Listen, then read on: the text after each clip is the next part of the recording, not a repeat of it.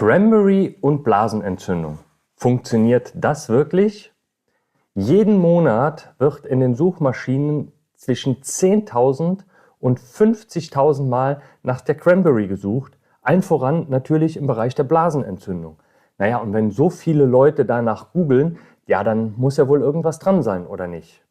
Vorab, ich bin ein großer Heilpflanzen-Fan. Ich bin der Kräutermichel, so wurde ich früher schon genannt, und seit über 20 Jahren arbeite ich mit voller Leidenschaft mit Heilpflanzen bei mir in der Praxis.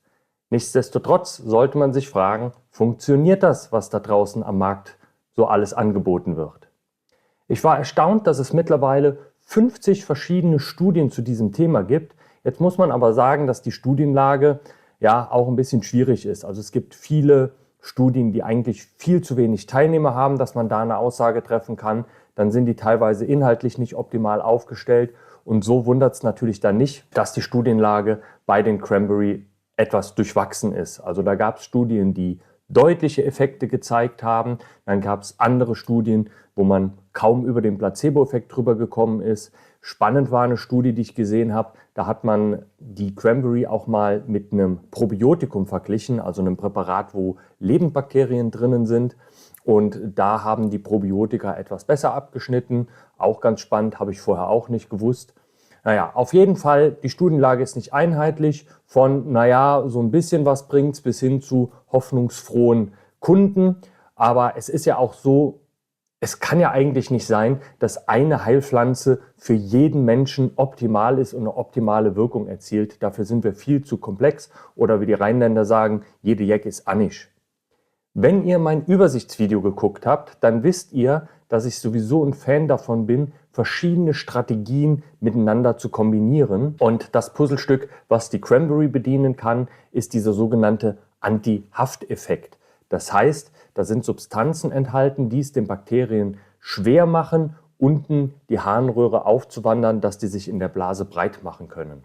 Und wenn das funktioniert, ist das natürlich cool, weil wenn wir dann noch die Strategie haben, von oben rauspinkeln und von der anderen Seite noch antibiotische Stoffe reingeben, dann haben wir da schon ganz ordentliche Waffen in der Hand, um was zu erzielen.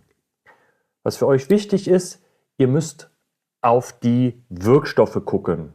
Also das eine ist, ihr könnt natürlich hier so Cranberry, die könnt ihr natürlich essen, die schmecken super lecker, packe ich mir immer gerne mal ins Müsli rein.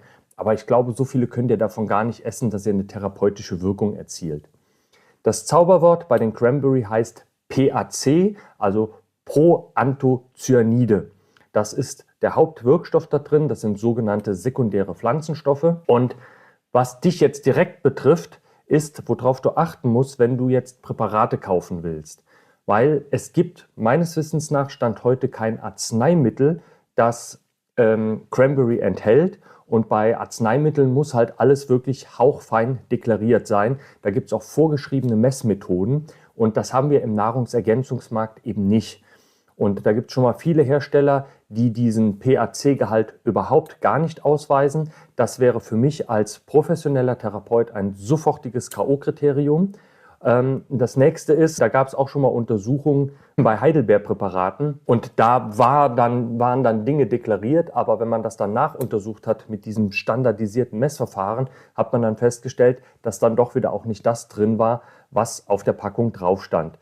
Das ist natürlich schwierig, was diesen Markt einfach auch leider sehr undurchsichtig macht. Deswegen am besten, wenn ihr da ein gutes Präparat haben wollt, dann redet mit erfahrenen Therapeuten, die einfach entsprechende Schulung da haben, die auch Erfahrungswerte haben und wissen, was da funktioniert und was nicht. Mal angenommen, wir haben jetzt ein gutes Präparat irgendwo gefunden, dann ist natürlich die Frage, wie hoch muss denn das jetzt dosiert sein? Und auch das hat man sich in Studien angeguckt und man lag irgendwo bei 36 bis 72 Milligramm dieser PACs. Leider war es auch hier wieder so, es gibt so Dosis-Wirksamkeitsstudien. Das heißt, man guckt jetzt, man würde ja davon ausgehen, dass wenn du jeden Tag 72 Milligramm von diesen PACs zu dir nimmst über die Cranberry, dass du eine bessere und sichere Wirkung hast, als wenn du jetzt zum Beispiel nur 36 Milligramm zu dir nehmen würdest. Aber das hat sich in den Studien leider auch so nicht gezeigt. Das wird es vermutlich viel zu einfach machen. Also es gab Studien, da hat das mit 72 Milligramm super funktioniert, aber da gab es halt auch Teilnehmerinnen, bei denen das mit 72 so gut wie gar nicht funktioniert hat. Und in der 36 Milligramm Gruppe gab es dafür dann wieder Teilnehmerinnen, da hat das super funktioniert. Aber letztendlich ist man sich doch einig, dass man darauf achten sollte, dass man so 36 Milligramm von diesen Proanthocyaniden in dem entsprechenden Präparat mit drinnen habt. So, und damit haben wir das Thema der Cranberry schon mal soweit abgearbeitet. Wie gesagt, es gibt eine Datenlage, die ist durchwachsen. Es gibt deutliche Hinweise, dass Wirksamkeiten da sind. Wir haben eine grobe Idee, in welcher Größenordnung das sein sollte. Das heißt, wir brauchen standardisierte Extrakte, die irgendwo zwischen 36 und 72 Milligramm von diesen PACs enthalten. Und wenn man bei den Blasenentzündungen einfach diese Dreifachstrategie von oben rauspinkeln, antibiotisch die Bakterien direkt angehen und diesen Antihafteffekt zu bedienen, dann haben wir mit der Cranberry ein Puzzlestück, was dir helfen kann, deine Blasenentzündung in den Griff zu kriegen.